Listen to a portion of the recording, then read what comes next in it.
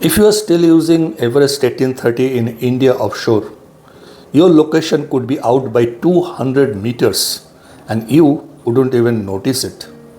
Imagine you are on a barge in Mumbai High and sent a location to a vessel and it drops anchor on your given coordinate and ruptures a live pipeline. And it can be very, very costly. Today we'll discuss about the challenges of using Everest 1830 with grid adjustment and what is the best solution to avoid costly mistakes waiting to happen. If you are new to this channel, welcome. I'm Avijit, a hydrographic surveyor and geodata advisor. Let's begin. Mumbai High, formerly Bombay High, has historically used the Everest 1830 sea spheroid with the Indian old datum, incorporating a localized grid offset of plus 175 meter easting and plus 5 meter northing within UTM zone 42. This framework was adopted during the field's early development in the 1970s to align seismic and drilling maps with Survey of India standards. However, the global geospatial landscape has evolved. Modern GNSS systems, satellite imagery, and international oil and gas standards now rely on WGS 84, a geocentric datum optimized for global interoperability. The Everest 1830 datum was designed to fit the Indian subcontinent, so its origin is not at the Earth's center. Instead, it's offset by about 1 kilometer from the geocentric origin of WGS 84. The minor axis of Everest 1830 is also not perfectly aligned with the Earth's polar axis. It is tilted slightly, thereby introducing angular distortion. The same set of latitude and longitude in both WGS 84 and Everest 1830 will be in completely two different places with 170 to 180 meter differences between them.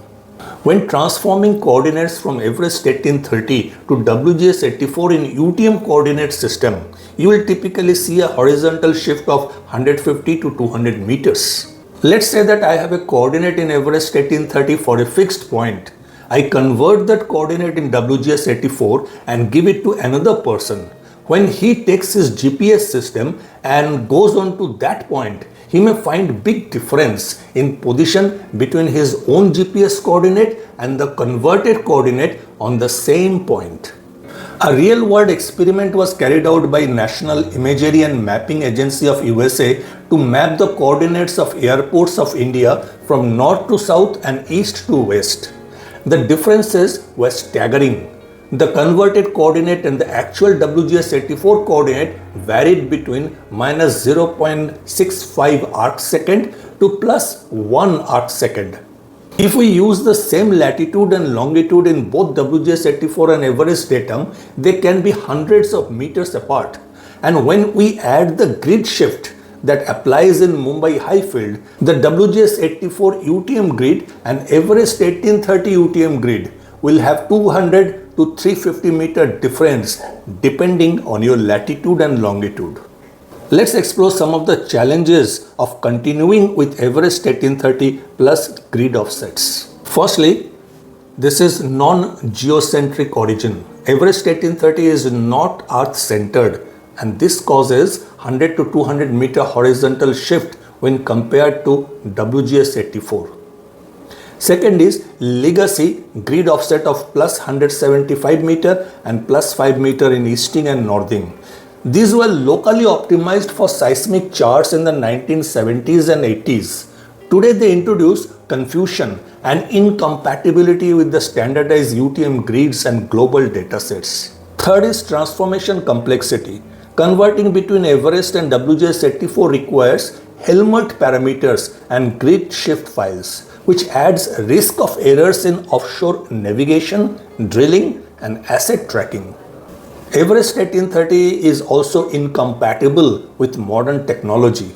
Most GNSS receivers, drones, and mapping softwares are default to WGS 84. There will be a data integration bottlenecks, integrating Everest-based maps with global datasets, satellite imagery, vessel tracking, bathymetry. It will cause misalignment and require constant reprojection. Lastly, regulatory and international standards. Global oil and gas standards, that is IOGP and ISO, increasingly mandate WGS 84 or ITRF based datums for offshore operations and reporting. And Everest 1830 is considered obsolete. So what should be done? Simple. Use WGS 84 with ITRF 2020. Now globally the most accepted horizontal datum is WGS 84. It is the foundation of modern geodesy. Does it change over time? Of course it does. The earth isn't static. The plastic, liquid and the solid materials below the crust inside the earth keeps moving. Some of the changes are natural and some are man-made, like building big dams, tunneling or mining. We humans are constantly reshaping our earth. And you may ask, what does mass distribution has to do with horizontal datum? Well, it matters because the gravity changes with the mass. And the gravity affects the mathematical model of the earth, which is called a geoid. But WGS 84 is designed to handle these changes. When we add ITRF 2020, the International Terrestrial Reference Frame, it helps us track, measure and account for all these shifts. All navigation satellites, be it Russian, American, Chinese or European, they give us position in WGS 84. Your GNSS GPS equipment, your mobile phone, your car navigation uses WGS 84 datum. So how can we migrate to WGS 84 from our legacy datum? Here is a simple 6-step solution.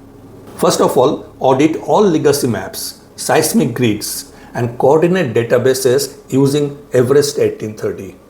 Establish control points across the field to calibrate and verify the conversion. Apply precise transformation parameters. Reproject all spatial data to WGS 84 in UTM Zone 42 North. Update GNSS receivers, GIS software and CAD system to default WGS 84. And then train field teams on datum awareness and coordinate integrity. Let us now look at the vertical datum challenges in the Mumbai High region. Vertical datums are required to reduce the tide from our depth measurement and to measure the height of the oil platforms in the offshore. Tide is measured above this datum and depths are considered below this datum. There are a couple of ways we can establish a vertical datum. The best way is carrying out a 30-day direct observation of the water level. And with that 30 days of data, we can do a harmonic analysis and we can calculate the lowest astronomical tide, the highest astronomical tide and the mean sea level. Now this LAT or the lowest astronomical tide is considered to be the preferred level to be taken as a vertical datum as water hardly falls below this level. This vertical datum can be used in a radius of 16 km from the point of origin. Now the question is, can we use the Mumbai Port's vertical datum 200 km offshore in the Mumbai High field? Unfortunately, the answer is a resounding no. The tidal characteristics, both in terms of amplitude and phase, changes drastically as we go away from the coast. And this has been observed time and again that the platform boat landings remain inaccessible even during the normal tidal condition. According to a 2009 study by the National Institute of Oceanography, the tidal range at Mumbai High during spring tide is approximately 3.5 meters, whereas the tidal range in the Mumbai Port reaches about 5 meters during the spring tide. So what is the recommended approach? To ensure smooth operation and accuracy, it is very important to establish a field-specific vertical datum. And this can be achieved by installing tide gauges in the platforms across the field. Next is conducting continuous observation for 30 days, ideally during the period of lunar and solar eclipse or during December and January when the sun is closer to the earth, or during supermoon or lunar perigee when the moon is closest to the earth.